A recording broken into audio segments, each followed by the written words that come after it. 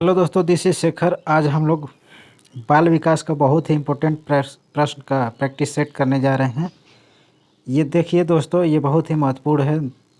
Video में बने रहिएगा, पूरा देखिएगा जिससे समझ में आएगा, क्योंकि ये नए पैटर्न पर आधारित प्रश्न है और यह कहीं ना कहीं पूछा गया है सीटेट एग्ज़ाम में, तथा सीटेट को छोड़कर अलग अलग एग्ज़ाम में यह पूछा गया है।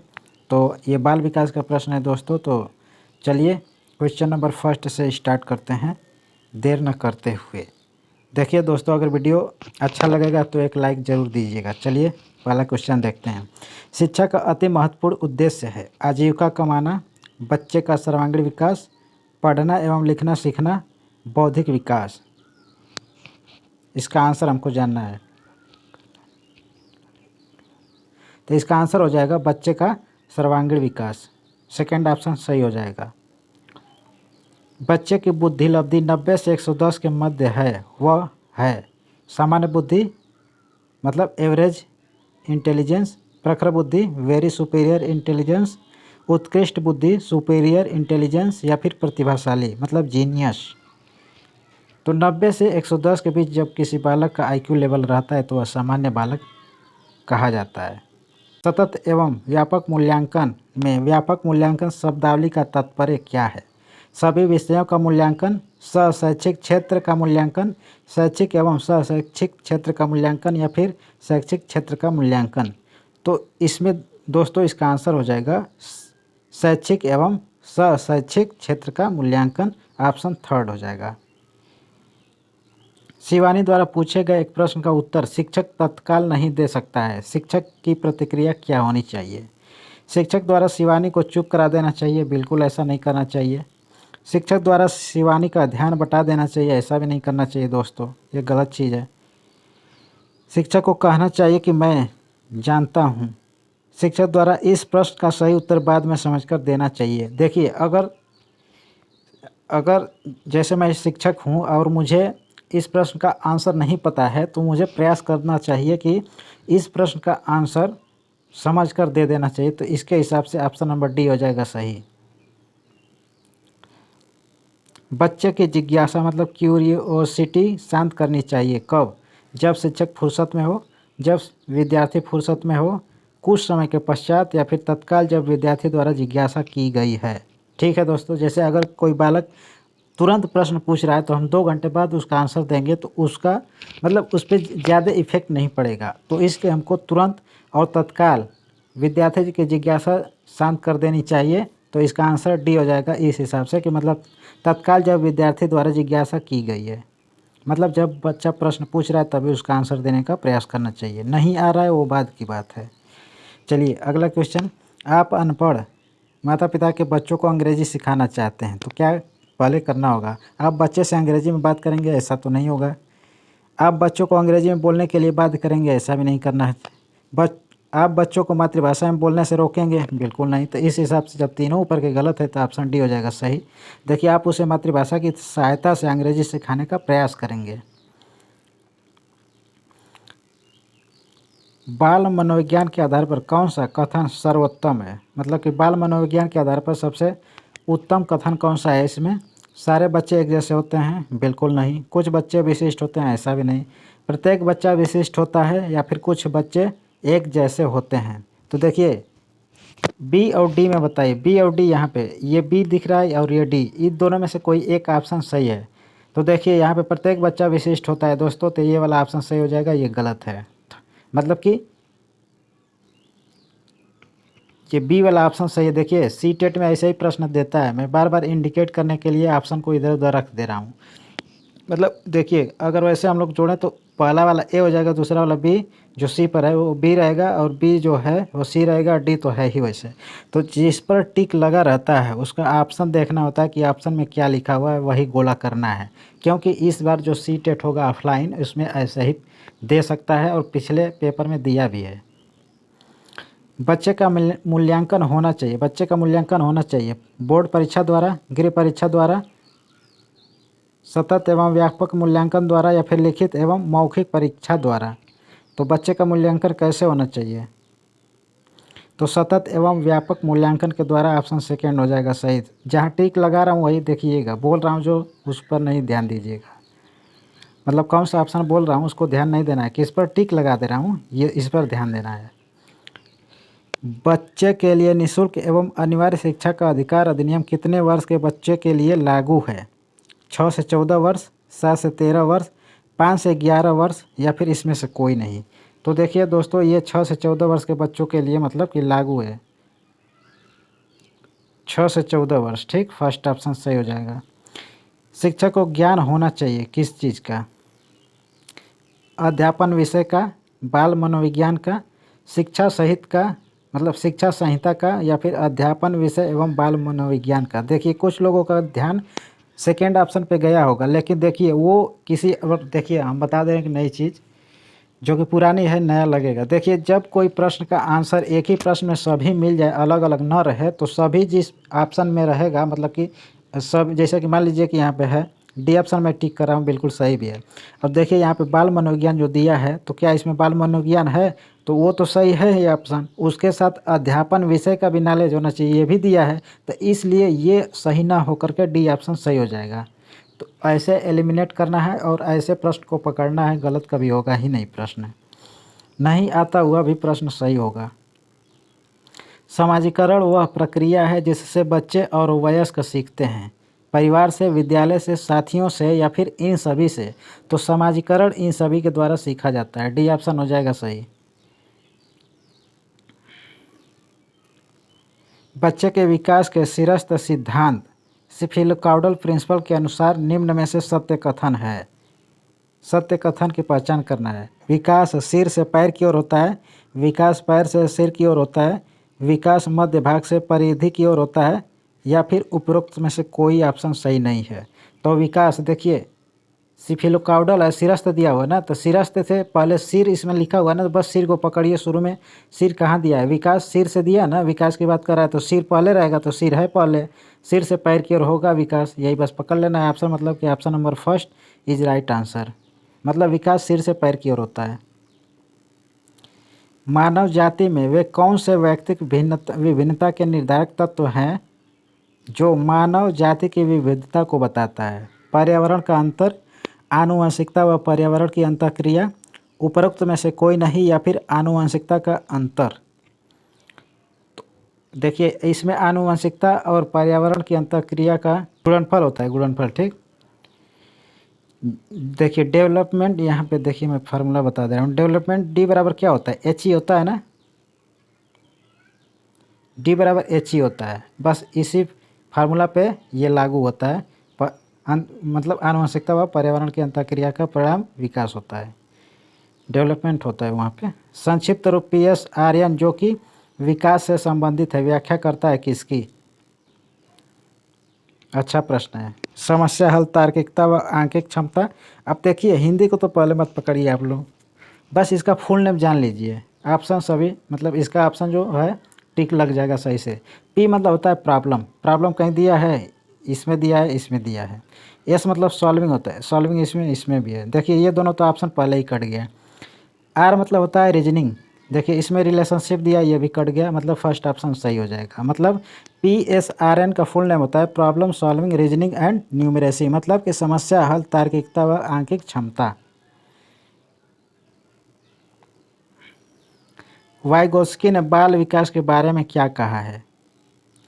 यह संस्कृति के आनुवंशिकी के कारण होता है, यह सामाजिक अंतःक्रियाओं के कारण होता है, औपचारिक शिक्षा का उत्पाद होता है, या फिर यह समावेशन और समायोजन का परिणाम होता है। मतलब कि वाइगोस्की ने सबसे ज़्यादा बल दिया है किस पे? सामाजिक अंतःक्रिया पर। मतलब कि सेकेंड ऑप्शन हो जाएगा सही, यह सामाजिक अंतःक्रियाओं के कारण होता है। गार्डनर ने 7 बुद्धि का अधिमान निर्धारित किया, इनमें से कौन सा नहीं है?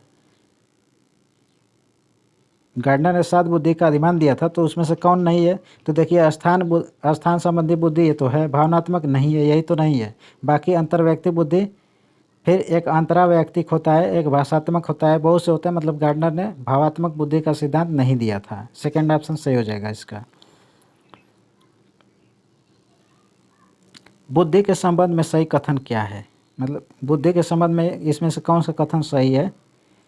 समायोजन करने की क्षमता का नाम बुद्धि है। सीखने की क्षमता का नाम बुद्धि है।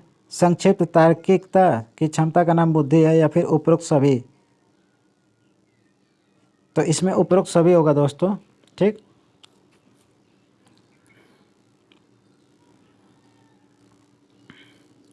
घटना और वस्तुओं के बारे में एक बच्चा तार्किक रूप से सोच सकता है। पियाजे के चरणों के संबंध में सही कथन कौन होगा इसमें?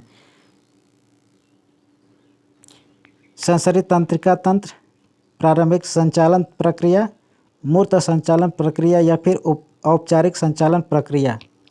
तो इसमें घटना और वस्तुओं के बारे में बच्चा तार्किक रूप से जब सोचता है तो वह होता है मूर्त संचालन प्रक्रिया, मतलब कंक्रीट ऑपरेशनल स्टेज कहा जाएगा, या फिर प्रोसेस।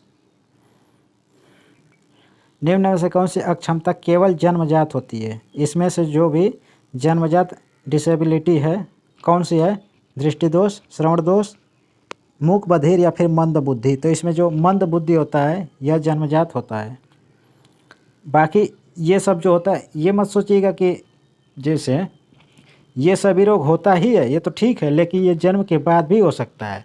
लेकिन मंद बुद्धि अधिकतर जन्म से ही होता है। ठीक, ये सब जन्म के बाद भी हो सकता है ये सभी। बाकी डी ऑप्शन हो जाएगा। जन्म मतलब जन्मजात वाला रोग होता है, जन्म के समय ही रोग ये होता है मंद बुद्धि। निम्न में से कौन सी इकाई का उपयोग सुनने की क्षमता की जांच के लिए किया जाता है? डेसिबल मतलब डेसी बिंदु, डेसिबल, डेसीमीटर, या फिर डेसीपाइन। तो सुनने की इकाई की क्षमता की जांच किया जाता है डेसिबल के द्वारा। 1 सेकेंड, ऑप्शन गलत टिक हो गया। बोला सही हूँ, ऑप्शन गलत टिक हो गया है। डेसिबल बोला हूँ ना, डेसिबल सेकेंड ऑप्शन में है। किस प्रकार के बच्चों की शिक्षा हेतु सांकेतिक भाषा का प्रयोग किया जाता है? दृष्टि दोष युक्त बच्चे, मूक बधिर, उपयुक्त में से कोई नहीं, या फिर मंद बुद्धि। तो इसमें सांकेतिक भाषा का प्रयोग जब दृष्टि दोष रहेगा, मतलब कि जब उसको दिखाई ही नहीं देगा तो सांकेतिक भाषा उसके लिए कोई काम नहीं आएगा। इसलिए मूक बधिर मतलब कि जो गूंगा होता है उसके लिए ये प्रयोग किया जाता है मूक बधिर के लिए। ठीक, सेकेंड ऑप्शन सही होगा उसका। प्रतिभाशाली बच्चे बिना किसी की सहायता से अपने सामर्थ्य का पूर्ण विराम करते हैं। मानव के लिए महत्वपूर्ण किसी भी क्षेत्र में अस्वभावतः अच्छा निष्पादन करते हैं। सामान्यतः शारीरिक रूप से कमज़ोर होता है और सामाजिक अंतःक्रियाओं का अच्छे नहीं होता है। सामान्यतः अपने शिक्षकों को पसंद नहीं करते। ऑप्शन कौन होगा? प्रतिभाशाली बच्चे किसको कहा जाएगा? जो मानव के लिए महत्वपूर्ण किसी भी क्षेत्र में अस्वभावतः अच्छा निष्पादन करता है, यही प्रतिभाशाली बच्चे का गुण होता है। सेकेंड ऑप्शन सही हो जाएगा, ऑप्शन नहीं लिखा हुआ है। ठीक, वो सेकेंड वाला ऑप्शन सही है। प्रतिभाशाली बच्चे के संदर्भ में संवर्धन का अर्थ है, मतलब एक्सेलरेशन का क्या अर्थ है? ऐसे विद्यार्थियों को वर्तमान स्तर ग्रेड को छोड़कर अगले ग्रेड में प्रोन्नत करना, आकलन की प्रक्रिया का संवर्धन करना, शैक्षणिक गतिविधियों के संपादन में संवर्धन करना, या फिर शैक्षणिक गतिविधियों के संपादन की गति को बढ़ाना। तो ऐसे विद्यार्थियों को वर्तमान स्तर ग्रेड को छोड़कर अगले ग्रेड अन्य में प्रोन्नत करना होता है। संवर्धन की बात कर रहा है ना, तो फर्स्ट ऑप्शन सही हो जाएगा। प्रतिभाशाली विद्यार्थियों के लिए निम्नलिखित में से कौन सी गतिविधि सर्वाधिक उपयुक्त है? अभी हाल ही में हुए स्कूल मैच का प्रतिवेदन मतलब रिपोर्ट लिखना, दी गई संकल्पनाओं के आधार पर मौलिक नाटक लिखना, 5 पाठों के अंत में दिए गए अभ्यासों को एक बार में हल करना, या फिर शिक्षक दिवस पर कक्षा को पढ़ाना। तो प्रतिभाशाली विद्यार्थियों के लिए निम्नलिखित में से कौन सी गतिविधि की बात कर रहा है? तो दी गई संकल्पनाओं के आधार पर मौलिक नाटक लिखने के लिए कहना। सेकेंड ऑप्शन सही हो जाएगा। प्रतिभाशाली शिक्षार्थी का क्या गुण होता है बताइए, कैसा होता है प्रतिभाशाली बालक? अभिसारी चिंतक नहीं, बहिर्मुखी, बहुत परिश्रमी, अपसारी चिंतक। तो ये अपसारी चिंतक होता है, मतलब कि कई प्रकार से सोचने वाला। ये केंद्र बिंदु है ना, तो इसको कई प्रकार से सोचने वाला होता है प्रतिभाशाली बिंदु, इसी को कहा जाता है अपसारी चिंतक। निम्न में से कौन सृजनात्मकता से संबंधित नहीं है? मौलिकता, प्रवाह, मितव्ययिता, उपयोगिता। तो सृजनात्मकता से संबंधित नहीं है मितव्ययिता। ठीक, थर्ड ऑप्शन सही हो जाएगा।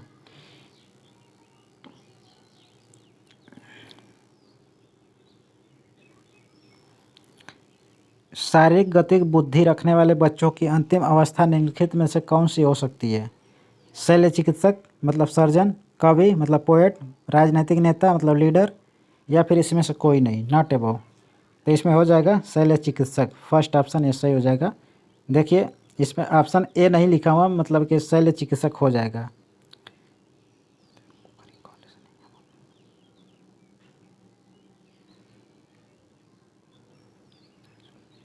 अगला क्वेश्चन, एक शिक्षिका अपनी कक्षा के प्रतिभाशाली बच्चों की योग्यताओं मतलब पोटेंशियल की उपलब्धि चाहती है।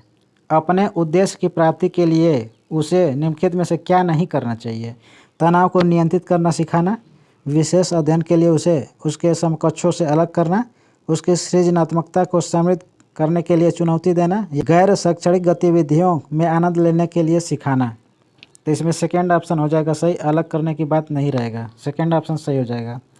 और ये देखिए, सृजनात्मक शिक्षार्थी वह है जो बहुत बुद्धिमान है। देखिए जो बहुत बुद्धिमान रहेगा सृजनात्मक रहेगा जरूरी नहीं है। परीक्षा में हर बार अच्छे अंक प्राप्त करने वाला, पार्श्व चिंतन और समस्या समाधान में अच्छा है, ड्राइंग और पेंटिंग में बहुत अतुल्य है। तो क्या होगा, सृजनात्मक शिक्षार्थी किसे कहा जाएगा? तो जो पार्श्व चिंतन और समस्या समाधान में अच्छा होता है, मतलब थर्ड ऑप्शन सही हो जाएगा। बच्चे के उचित विकास को सुनिश्चित करने के लिए उसका स्वस्थ शारीरिक विकास एक महत्वपूर्ण प्रथम आवश्यकता है, यह कथन है। तो क्या यह गलत हो सकता है क्योंकि विकास नितांत व्यक्तिगत मामला है? सही है क्योंकि विकास क्रम में शारीरिक विकास सबसे पहले स्थान पर होता है। सही है क्योंकि शारीरिक विकास विकास के अन्य पक्षों के साथ अंतर संबंधित है। या फिर गलत है क्योंकि शारीरिक विकास विकास के अन्य पक्षों को किसी भी प्रकार से प्रभावित नहीं करता है। होगा कौन सा ऑप्शन सही दोस्तों? तो इसमें ये बात तो सही है। देखिए तो गलत वाला तो पहले कट गया दोनों। अब सही है क्योंकि विकास क्रम में शारीरिक विकास से पहले स्थान पर रहता है, ऐसा कुछ नहीं है, इसलिए थर्ड ऑप्शन हो जाएगा सही। क्योंकि विकास मतलब कि शारीरिक विकास विकास के अन्य पक्षों के साथ अंतर संबंधित होता है, थर्ड ऑप्शन सही हो जाएगा।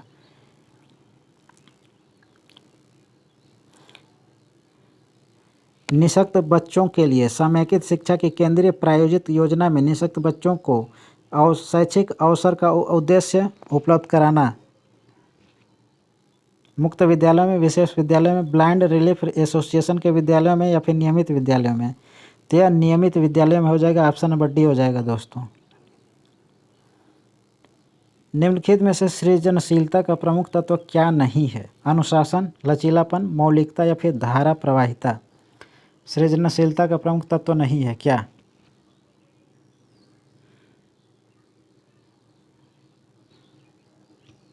क्या होगा आंसर इसका? क्या होगा दोस्तों? तो इसमें धारा प्रवाहिता होगा। जन्म के समय लगी चोट या भ्रूण क्षति की वजह से आई मानसिक मंदता क्या कहलाता है? जन्म के समय लगी चोट या मतलब कि जो चोट लगता है उसको मानसिक मंदता कहलाती है। इसको क्या कहा जाता है? जैविक मंदता, पारिवारिक मंदता, आकस्मिक मंदता, या फिर चिकित्सा मंदता? तो जन्म के समय जो लगी होती चोट है उसको क्या कहा जाता है? तो उसको जैविक मंदता कहा जाएगा। और आज के वीडियो का लास्ट क्वेश्चन है दोस्तों, निम्न में से कौन सा विशिष्ट अधिगम विकलांगता का उदाहरण है? मानसिक मंदता, dyslexia, attention deficit hyper disorder, या फिर ऑटिज्म?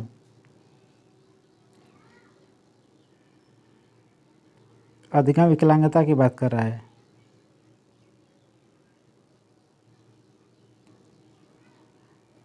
क्या होगा इसका आंसर? इसका आंसर हो जाएगा ऑटिज्म। तो दोस्तों आज के वीडियो में बस इतना ही, मिलेंगे अगले वीडियो में, तब तक के लिए टेक केयर, बाय।